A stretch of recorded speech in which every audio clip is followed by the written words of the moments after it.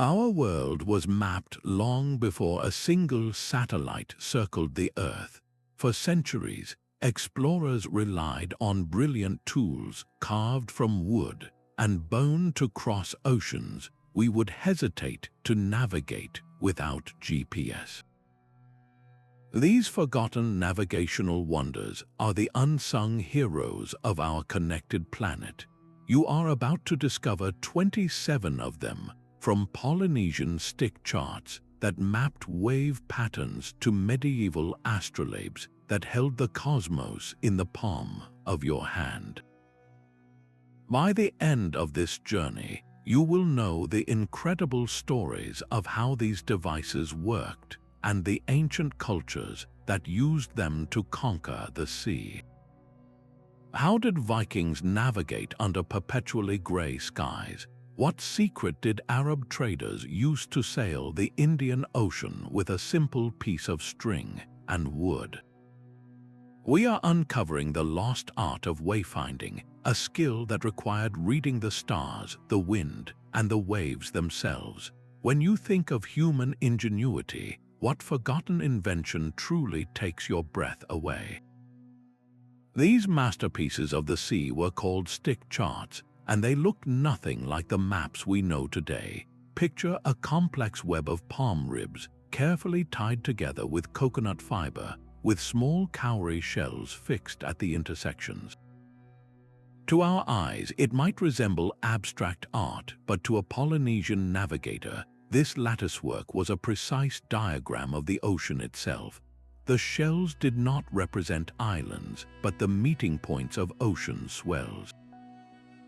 The curved sticks mapped the refraction of waves as they bent around an unseen atoll dozens of miles away. A navigator would memorize these charts, then take to the sea, lying in his canoe to feel the subtle rhythms of the ocean through the hull. He was reading the water, using his body as a sensitive instrument to detect swells that most of us would never notice. This knowledge, passed down through generations without a single written word, allowed them to sail across thousands of miles of open Pacific and find specks of land with astonishing accuracy. It was a map not of places but of patterns, a living document of the sea's behavior. This profound connection to the environment stands in stark contrast to the tools developed by cultures who sailed under very different skies. While Polynesian navigators felt the ocean's pulse, Viking sailors faced a different kind of darkness. The North Atlantic presented a world of perpetual gray, where the sun could vanish for days behind cloud and mist. Yet their sagas tell of a magical stone, a sunstone, that could pierce this veil. This was no mere legend. Scholars now believe it was a crystal like calcite or cordierite, a natural marvel of optical mineralogy. The secret lies in polarized light. Even when the sun is completely obscured, its light still travels through the atmosphere in a specific pattern. A sunstone acts as a filter. A navigator would hold the crystal up to the sky and slowly rotate it. At a certain angle, the light passing through the stone would suddenly change, becoming darker or brighter, revealing the hidden sun's position with startling accuracy. This simple act of rotation gave them a bearing, a fixed point in a formless sky. With this knowledge, a Viking helmsman could hold his course across the treacherous Atlantic, his path guided by a sliver of crystal. This ingenious tool was fundamental to their epic voyages, enabling the settlement of Iceland and Greenland, and that fleeting presence on the shores of North America centuries before Columbus. It was physics applied to survival, a testament to their deep understanding of the natural world. From the fog-shrouded north, our journey now turns toward the brilliant, clear skies of the desert, where another culture perfected a tool for measuring the heavens themselves. The desert astronomers and Arab traders who mastered the Indian Ocean faced a navigational challenge of a different scale. Their world was defined by the predictable, powerful monsoon winds, and their tool of choice was deceptively simple. It was called the Kamal, a small rectangle of wood attached to a long string with a series of knots. Its operation was a study in elegant simplicity. A navigator would hold the string at his mouth and extend his arm, positioning the wooden card so its top edge lined up with the North Star and its bottom edge kissed the horizon. He would then slide a specific knot between his teeth until the card perfectly framed the celestial body. That particular knot, often tied to mark a familiar port, represented a known latitude. By keeping the star framed in this way, a sailor could ensure his ship held a steady course east or west along that invisible line of latitude, a maritime highway in the vastness of the ocean. This was not about finding new lands, but about reliably retracing the profitable routes between the spice markets of India, the ports of Arabia, and the coast of East Africa. The entire monsoon-driven trade network, a colossal economic engine of the medieval world, relied on the consistent accuracy of this humble piece of string and wood. It was a tangible link between the heavens and human enterprise, proving that the most profound technologies are often the most straightforward. Yet the human drive for greater precision would soon demand a more sophisticated instrument, one that could measure the angles of the stars with mathematical certainty. That brass disc, etched with a web of fine lines and rotating pointers, was nothing less than a portable cosmos. The astrolabe was a universe in the palm of your hand, a sophisticated instrument that could answer the most pressing questions of its time. With its rotating star map known as the Reter and a series of engraved plates for different latitudes, this device was a medieval computer. An astronomer could hold it up, measure the angle of a star, and then use the instrument's intricate scales to tell the local time, determine the date, or even cast a simple horoscope. It was a masterpiece of metalwork and mathematics, a synthesis of ancient Greek knowledge perfected by Islamic scholars and later adopted in Europe. For a navigator at sea, however, the full astrolabe was too delicate. The rocking of a ship and the salty sea air demanded something sturdier. So was born the mariner's astrolabe, a heavier, simplified version stripped of its finer functions. Its purpose was singular and vital: to measure the sun's altitude at its highest point each day, local noon. A sailor would suspend the heavy brass ring, align its sights with the blazing sun, and read the angle from a scale on the rim. This single number, the sun's height above the horizon, was a direct key to their latitude. It was a moment of profound connection, linking their precarious position on the vast, heaving ocean to the precise, predictable mechanics of the solar system. This complex instrument's legacy did not end with the age of exploration, for the principles it embodied would be refined into an even more essential tool for the navigators who followed. That brass astrolabe was a work of art, but the open sea demanded something more rugged and direct. Enter the cross staff, a tool of beautiful simplicity that put the sky's measure within any sailor's grasp. Picture a long wooden ruler, the main staff, with a smaller crosspiece that could slide back and forth along its length. A navigator would hold the staff to his eye, then move the crosspiece until its top edge seemed to touch a star while its bottom edge rested exactly on the horizon line. By reading the marked scale on the staff where the crosspiece settled, he instantly knew the celestial body's altitude. This single measurement was the key to unlocking his latitude, his north-south position on the globe. Its design was so straightforward and affordable that it became a standard tool for European explorers charting new worlds. Yet this brilliant device came with a terrible cost. To use it with the sun meant staring directly into its blinding glare, a practice that damaged the eyesight of countless mariners over years of service. It was a trade-off they were willing to make, a physical sacrifice for the certainty of their position on the trackless ocean.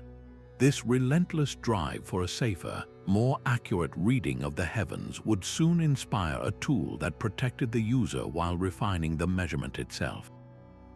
Standing with your back to the blazing sun was the stroke of genius that defined the Backstaff, also called the Davis quadrant. This instrument solved the crossstaff's most dangerous flaw. Instead of forcing a navigator to gaze directly at the sun, it allowed him to measure the sun's altitude using only its shadow. The design was clever. It consisted of 2 arcs and a sliding vane. The navigator would stand facing away from the sun, holding the instrument. He would then adjust the vane on the larger arc until its shadow fell precisely on the horizon vane of the smaller arc. When the shadow aligned perfectly with the horizon line in the sight, he could read the sun's altitude from the scale. This simple reversal of posture was revolutionary. It eliminated the blinding glare and the slow, cumulative damage to the mariner's eyes, leading to more reliable and confident readings. The Backstaff was not just a new tool, it represented a shift in thinking, prioritizing the user's safety and comfort to achieve greater accuracy. This philosophy of elegant, human-centered design made long ocean voyages like those across the Atlantic far less perilous. It set a new standard for what a navigational instrument could be. But knowing your latitude was only half the battle. To truly conquer the open sea, sailors needed to know which way they were pointing, and for that, they turned to the most enduring symbol of navigation itself. The magnetic compass did not point the way at first, but down. In its earliest Chinese form during the Han Dynasty, it was a curious divination tool, a polished lodestone spoon that spun on a smooth bronze plate to align with the Earth's unseen forces. This spoon-shaped compass, the Sinan, was a marvel of natural philosophy, but its journey from mystical object to maritime necessity would reshape the world. The knowledge traveled west along Silk Road routes, refined by Islamic scholars before reaching a Europe on the brink of global exploration. The design evolved dramatically, the spoon giving way to a magnetized iron needle. Sailors discovered they could float this needle on a straw in a bowl of water, or later, suspend it on a fine pivot beneath a printed card. The compass rose. Suddenly, direction was no longer a secret held by the stars. A helmsman could now hold a steady course through a moonless night or a week of thick, unbroken cloud cover. This was perhaps the compass's greatest gift. It granted sailors a constant sense of orientation in a world of visual chaos. It transformed oceanic travel from a perilous gamble into a calculated endeavor, enabling the long voyages into the Atlantic and the eventual rounding of Africa's southern cape. The compass democratized the sea. No longer was navigation the sole domain of a master who could read the celestial sphere. Any competent sailor could now reliably know which way was north. But this revolutionary tool presented a new and pressing question. Knowing your direction was one thing, but how could you tell how far you had gone? The compass needed a partner to measure the one thing it could not: speed. That simple piece of wood and rope became the ship's speedometer. The chip log was a study in practical ingenuity. Picture a triangular piece of wood weighted to float upright in the water, resisting immediate pull. This was the chip, or the log ship, tied to a long, specially marked rope. The procedure was a well-rehearsed dance on deck. One sailor would heave the log ship over the stern into the ship's wake. As the vessel sailed forward, the rope would unspool rapidly from its reel. A second sailor would hold a small sandglass that measured a precise interval, often 28 seconds. The moment the log ship hit the water and the line began to pull taut, he would turn the glass. A third sailor would let the line run freely through his fingers, counting each knot tied into the rope as it passed. When the sand ran out, he would grip the line, stopping the count. The number of knots that had slipped past was the ship's speed in nautical miles per hour. This is the origin of the term knots that we still use for ships and aircraft today. This act of heaving the log was a daily ritual, a crucial data point fed into the art of dead reckoning. By knowing their direction from the compass and their speed from the log, a navigator could plot a course on his chart, estimating his new position based on the distance traveled since his last known fix. It was an educated guess, a line drawn across a vast and featureless plain, accumulating error with every passing day but providing the only continuous sense of progress. Yet this entire system of dead reckoning rested on a fragile assumption that the sailor knew the correct time. For centuries, longitude was the ghost that haunted every ship's captain. They could find their north-south position with the stars, but knowing how far east or west they had traveled remained an impossible puzzle, a mistake that led to catastrophic shipwrecks and lost fortunes.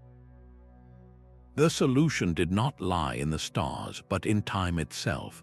If a sailor knew the exact time back at his home port at the very moment he measured local noon with his sextant, the difference between those two times would directly translate into his longitude. Every single hour of difference meant 15 degrees of longitude, a clear and calculable distance. The problem was that no clock of the era could survive the violent motion, salt air, and extreme temperature changes of a long sea voyage. Pendulum clocks were useless on a rocking ship, and ordinary spring-driven watches drifted by critical minutes each day, errors that multiplied into navigational disasters over weeks at sea. This was the longitude problem, considered so important that the British government offered a massive prize, equivalent to millions of dollars today, for anyone who could solve it. A self-taught carpenter and clockmaker from Yorkshire named John Harrison dedicated his life to claiming it. He did not simply improve the clock, he reinvented it for a world in constant motion.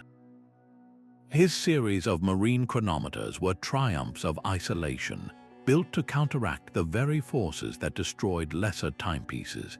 His early models, known as H1 through H3, were massive brass marvels using complex systems of counterweights and springs to neutralize the ship's roll and pitch.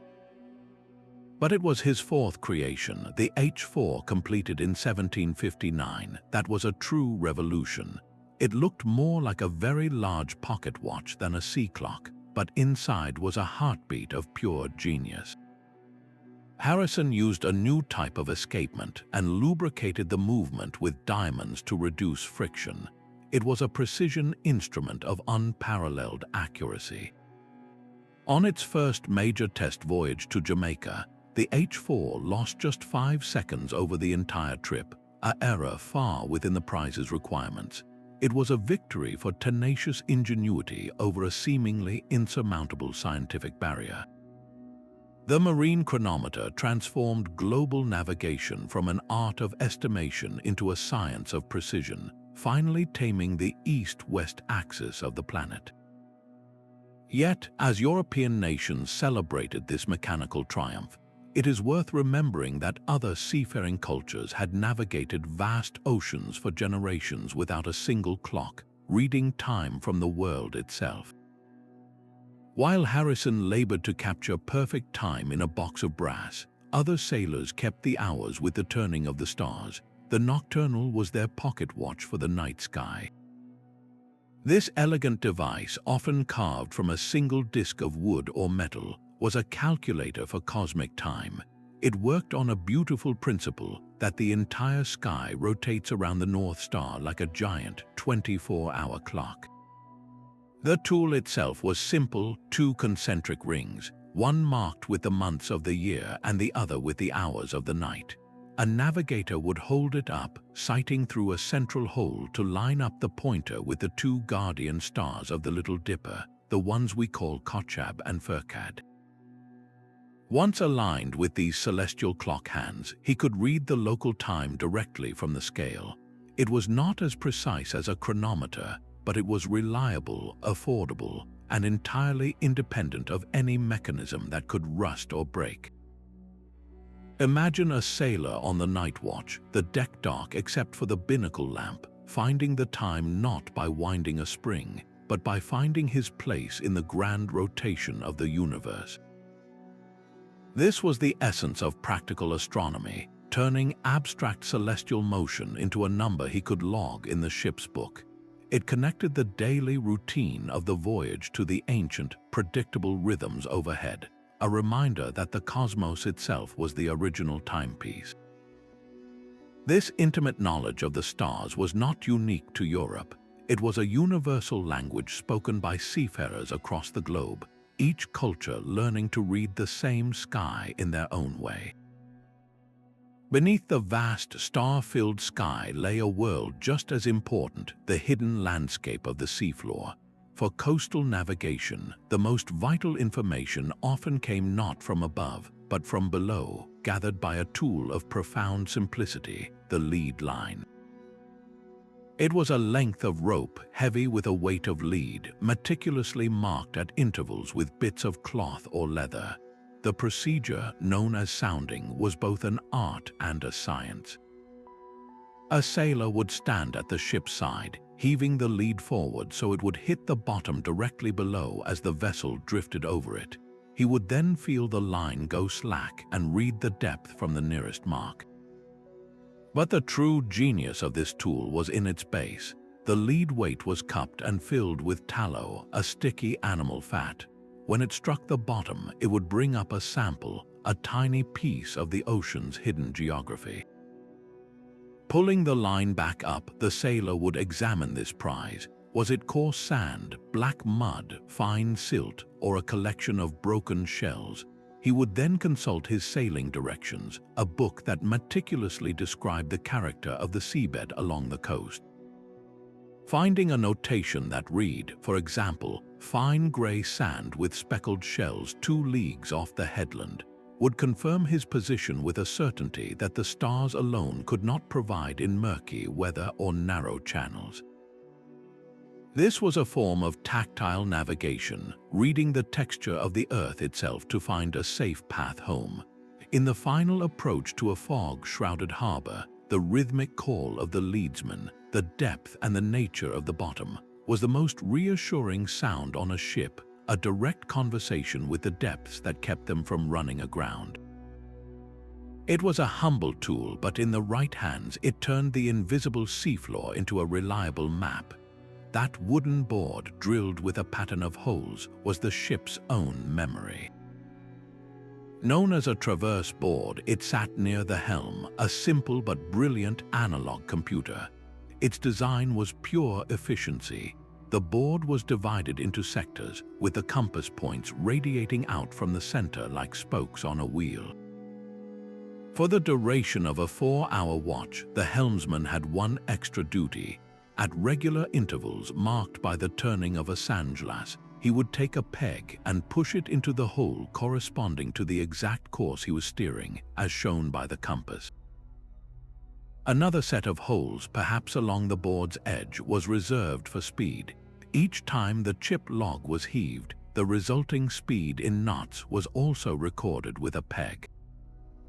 Over the course of the watch, the board would slowly fill up, creating a physical histogram of the ship's journey. A cluster of pegs around south by southwest and another cluster at 4 knots told a clear story.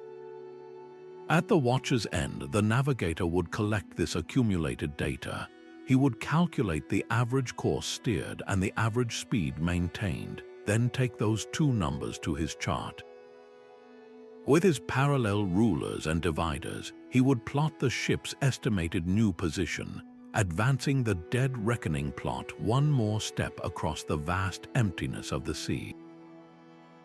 This was organized, systematic data logging in an age of wood and wind, a way to ensure no detail of the ship's movement was forgotten or misremembered in the fatigue of a long voyage. The traverse board made the ship's progress tangible, turning the constant motion of the ocean into a record of pegs that could be seen and counted. Yet this careful record was only as good as the chart upon which it was marked. While the traverse board tracked a ship's journey hour by hour, its ultimate destination was marked on a far more beautiful and complex object, the Portolan Chart. Unrolled on a captain's table, these 13th century maritime maps were a breathtaking sight.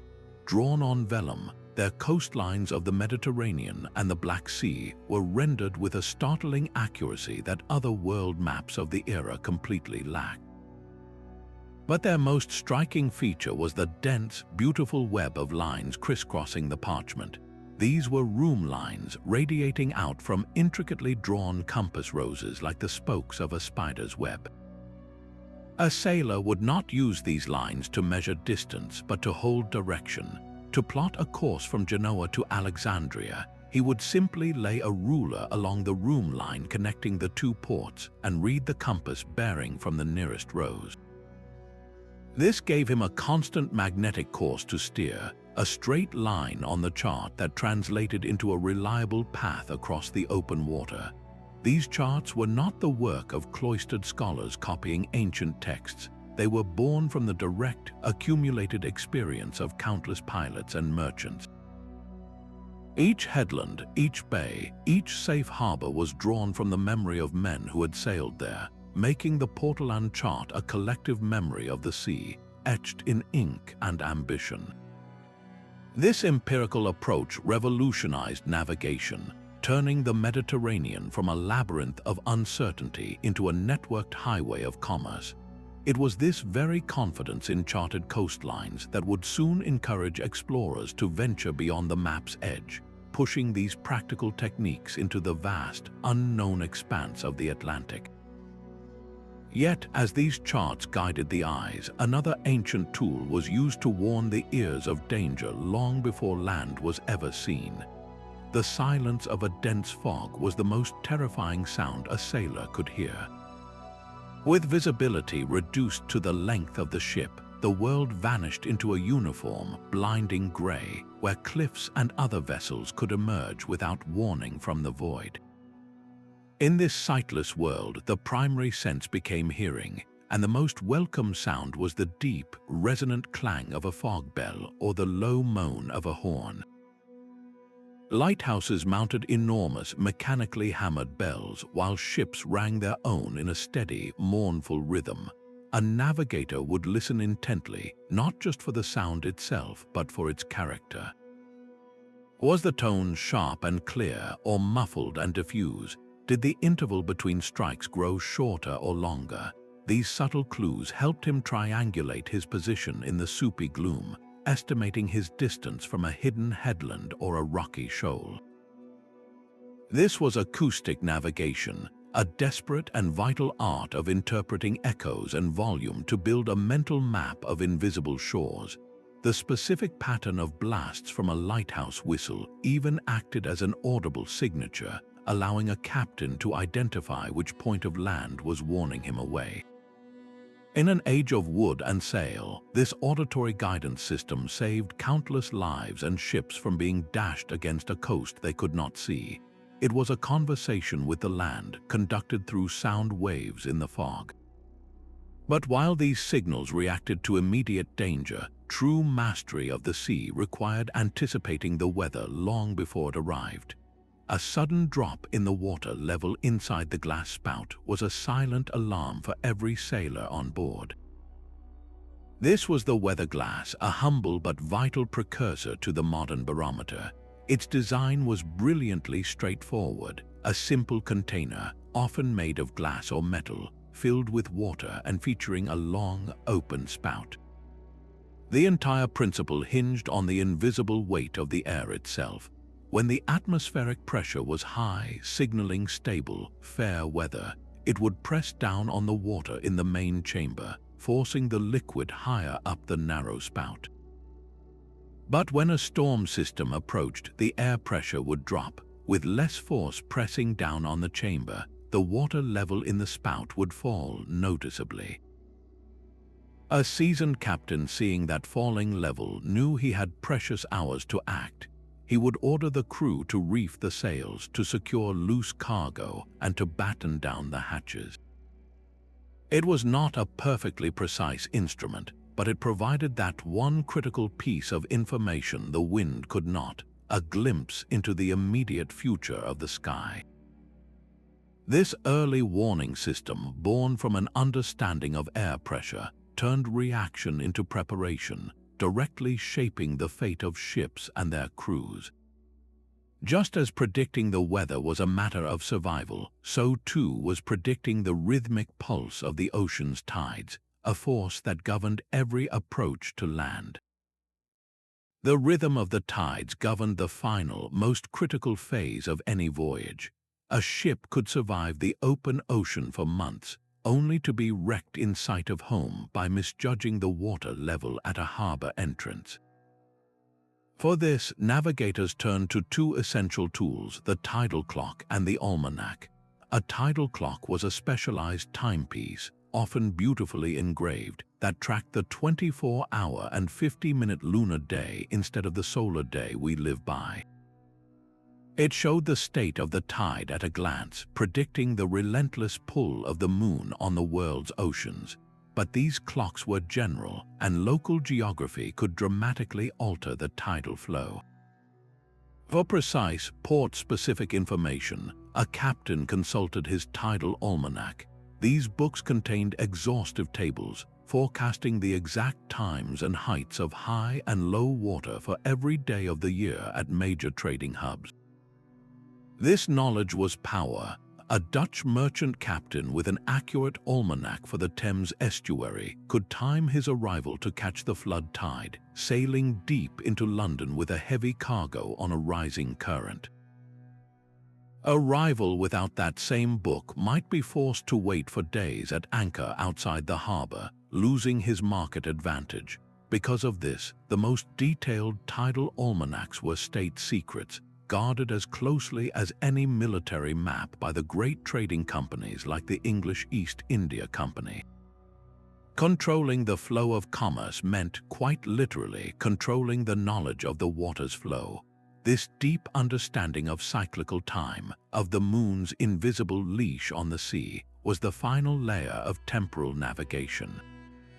And just as they learned to read the water's schedule, sailors also had to become fluent in the ever-shifting language of the wind. The wind rose did not point to a pole, but to the breath of the world itself.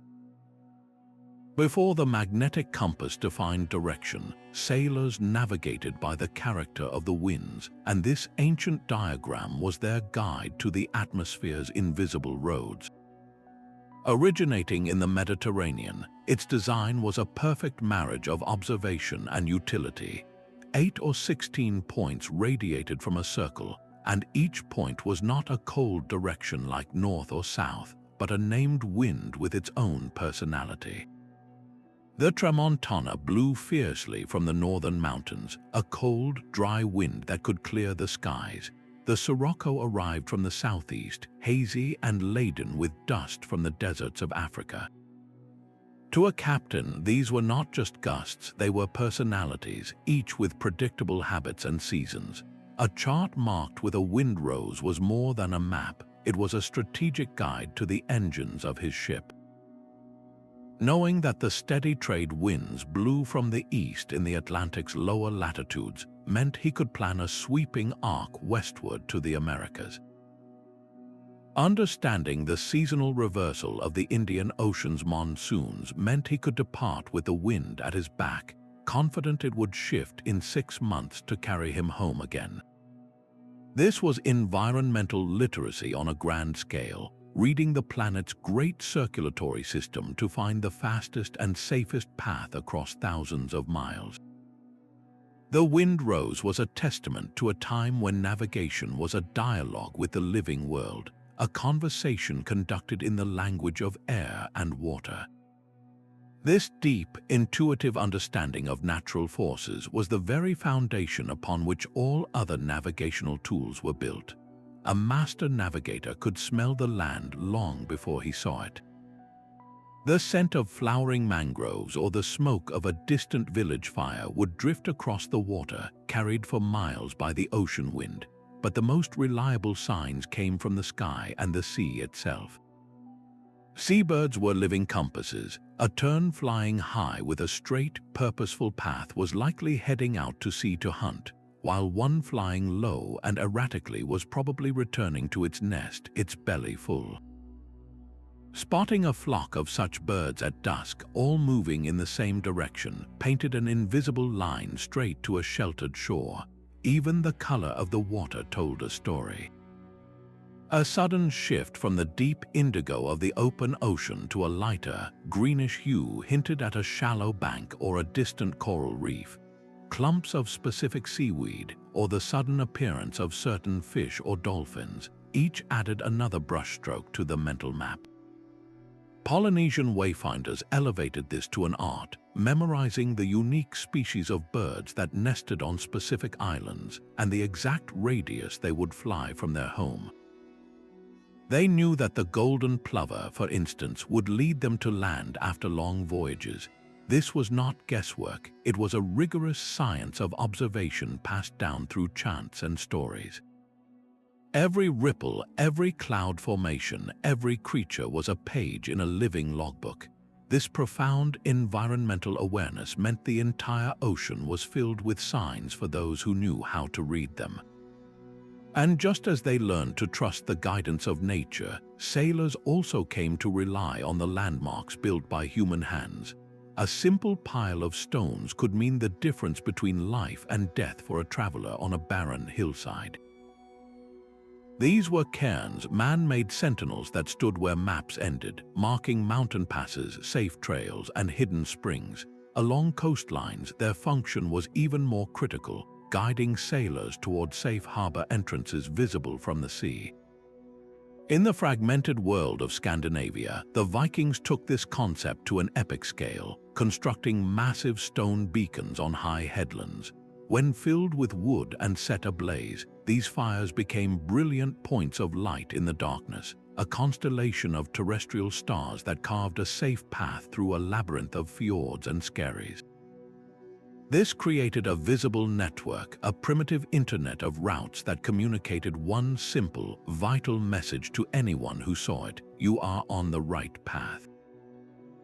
These markers transcended language and culture, offering reassurance and direction that required no translation, only the understanding that another human had been there before. This land-based guidance system provided a foundation of certainty for journeys across the Earth. Yet the greatest navigators sought to carry this certainty with them, leading to the creation of a tool that could translate the entire night sky onto a portable disc of polished brass.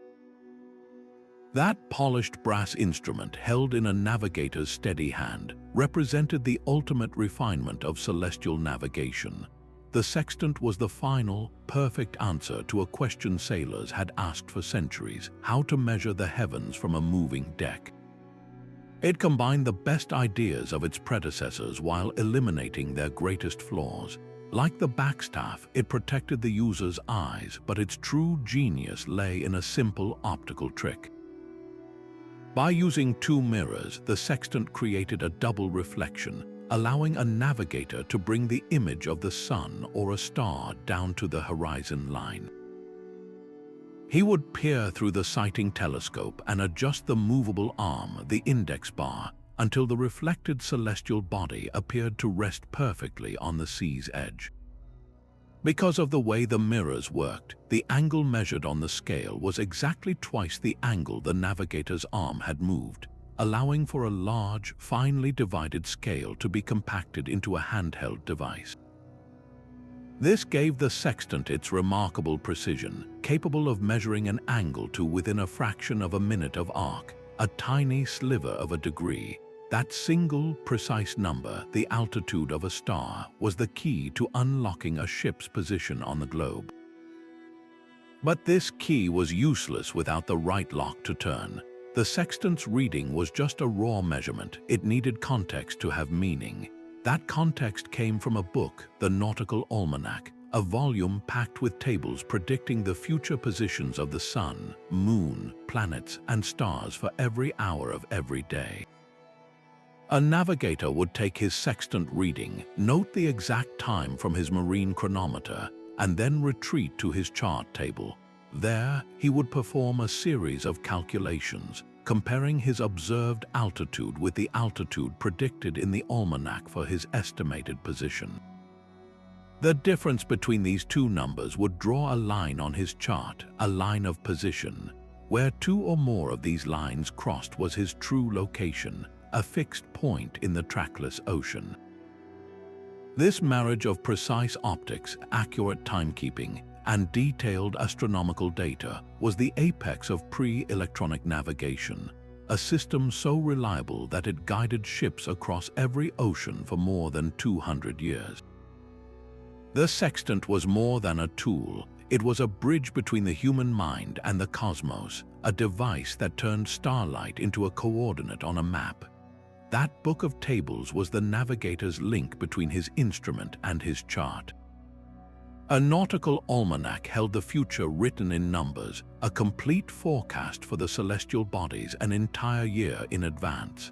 After a navigator used his sextant to measure the altitude of the sun at noon, that single number was meaningless on its own. He would then open his almanac to the page for that specific date and find the sun's predicted position for every hour of the day, calibrated to the prime meridian at Greenwich.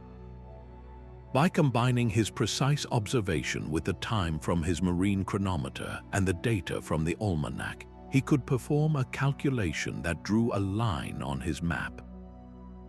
This line of position told him he was somewhere along that specific arc on the Earth's surface. The first official British Nautical Almanac, published in 1767, standardized this process, creating a universal reference that any ship could follow. These volumes were the indispensable software that made the hardware of sextants and chronometers truly powerful.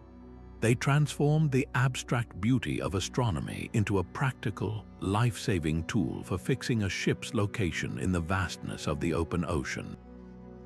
Yet this reliance on printed tables was just one way to store this vital knowledge. For other seafaring cultures, the most reliable data bank was not made of paper, but of human memory, passed down through generations in songs and stories.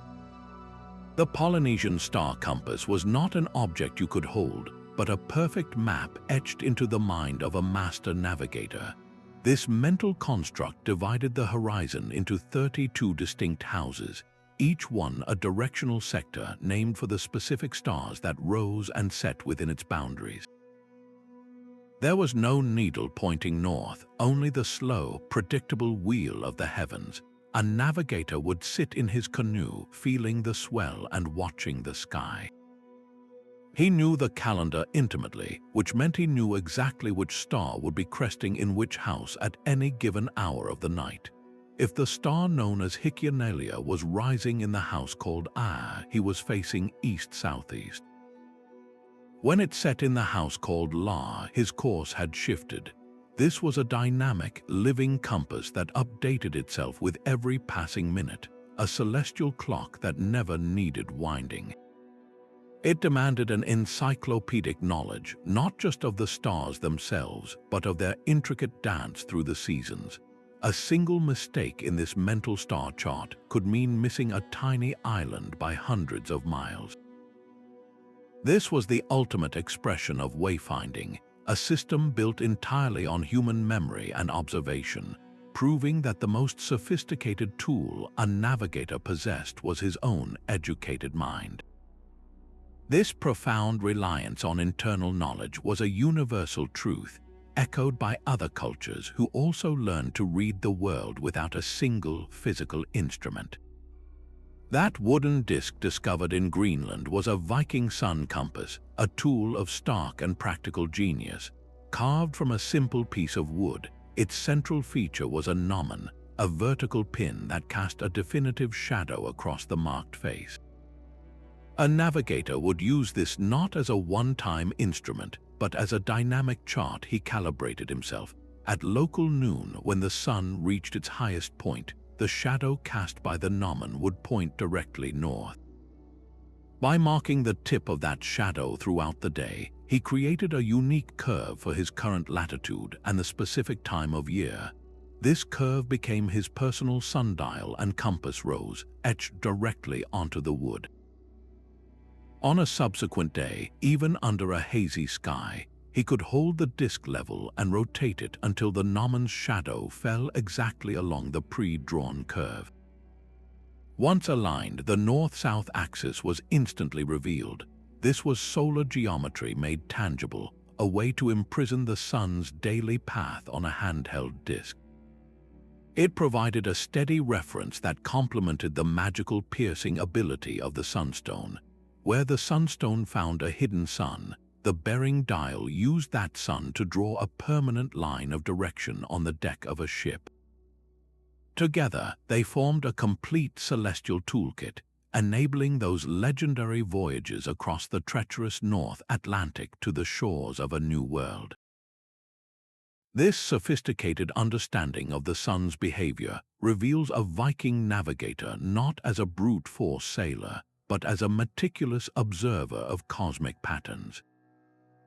From the pragmatic north, where tools were carved from wood and crystal, our journey now sweeps toward the sun-scorched deserts of the Middle East, where another culture devised a tool of breathtaking mathematical elegance.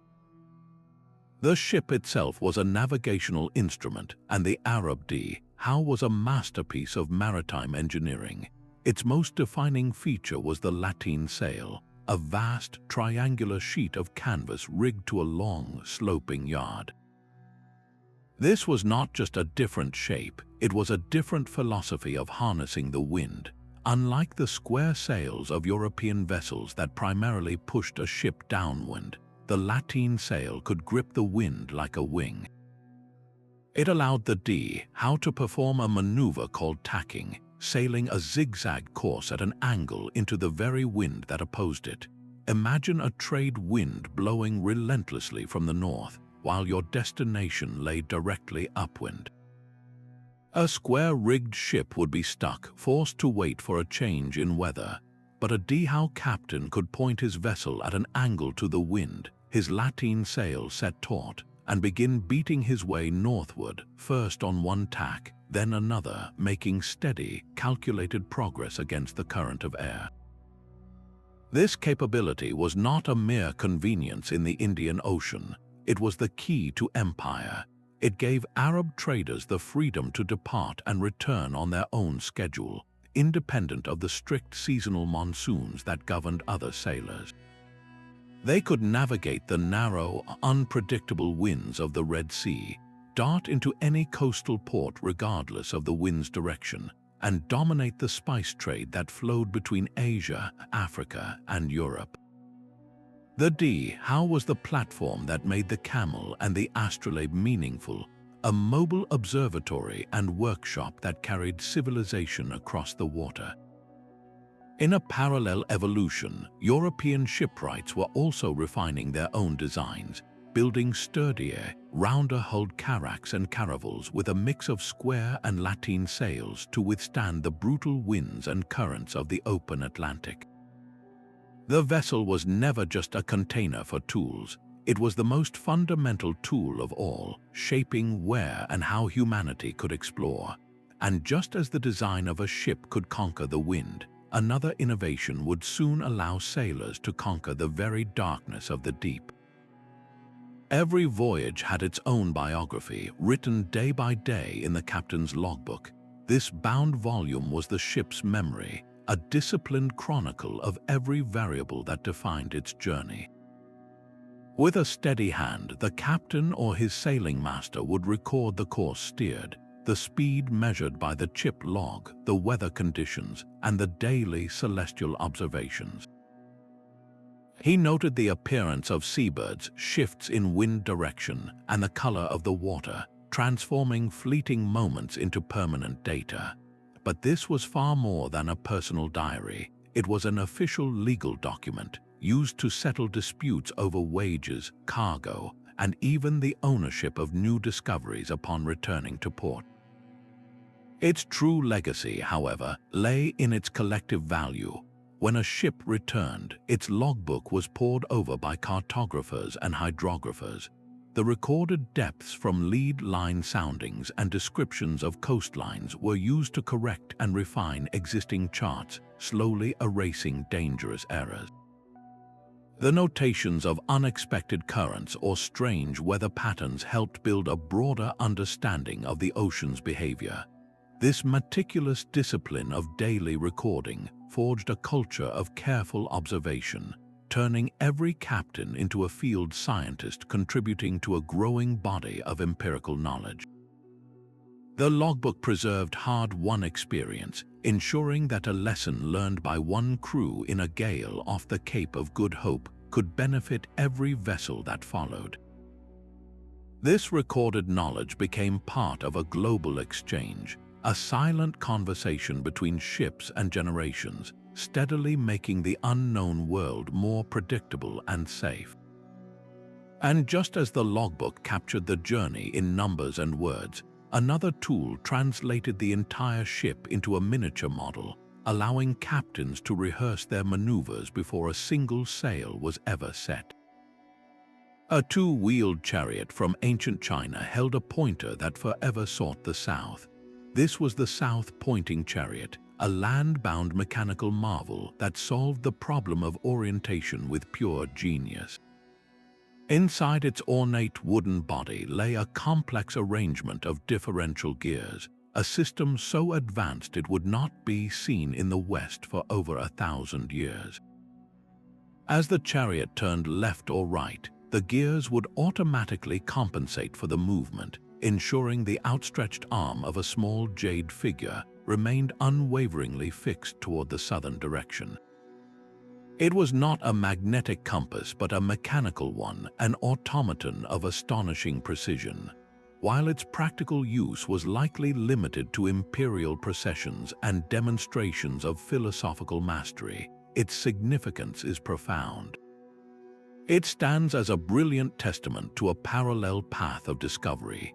In China, scholars engineered direction from gears and mathematics, while in the Pacific, navigators felt it in the swell of the ocean, and in the Arctic, Vikings saw it in the light filtered through a crystal. This chariot symbolizes a universal human truth that every great civilization, in its own unique way, sought to answer the same fundamental questions. Where are we and how do we find our way? The chariot's intricate gears, the camel's knotted string, the Polynesian's mental star map, they are all different dialects in a single language of human ingenuity.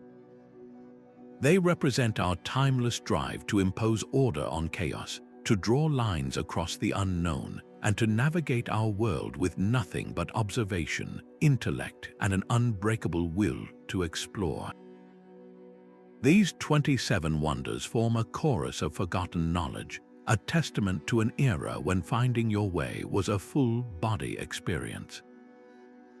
It demanded more than just looking at a screen. It required a sailor to listen to the groan of the rigging, to smell the shift in the air before a storm, to feel the subtle change in the ocean's swell through the deckboards, and to taste the salt spray that carried hints of distant land.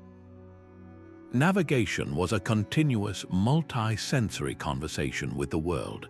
Every tool we have explored, from the Polynesian stick chart to the Viking Sunstone, was not an isolated gadget, but a single instrument in a grand orchestra of perception. The navigator was the conductor, synthesizing celestial data, wind patterns, bird behavior, and wave dynamics into a single, coherent understanding of his place on the planet. This holistic art cultivated a specific kind of mind, one that was patient, deeply observant, and resilient in the face of the unknown. It fostered a relationship with the Earth that was based on intimate knowledge and respect. The sudden glow of a single coordinate on a GPS screen has quietly ended that ancient dialogue. We traded a rich, contextual understanding for instantaneous, effortless answers. While modern technology grants us incredible safety and efficiency, we lost something vital in that exchange: the cultivated skill of true wayfinding, the quiet confidence that comes from knowing you can find your path by reading the world itself. These 27 forgotten navigational wonders are not just relics, they are mirrors reflecting a lost part of ourselves, our innate capacity to be truly, deeply present in the world and find our way through it. From the Polynesian stick chart to the marine chronometer, these 27 forgotten wonders are far more than historical curiosities. They stand as monuments to human ingenuity, a testament to our relentless drive to push beyond the horizon and map the unknown. Each tool represents a unique conversation with the world, a dialogue conducted through the feel of a wave, the alignment of a star, or the pull of a magnetic force. Our world was mapped not by satellites, but by sheer intellect, raw courage, and an intimate knowledge of the natural environment that seems almost supernatural to us today.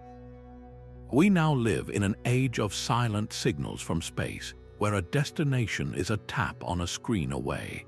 But let us take a moment to remember the true masters of navigation, the ones who ventured into the void with little more than their wits and these brilliant inventions. Their legacy is not locked away in a museum. It is the very interconnected world we live in right now, a planet stitched together by the voyages these tools made possible. We would love to hear which of these 27 wonders amazed you the most. Was it the Viking Sunstone, the Arab Camel, or the Polynesian star compass? Share your thoughts in the comments below, and if you enjoyed this journey into our fascinating past, be sure to subscribe for more.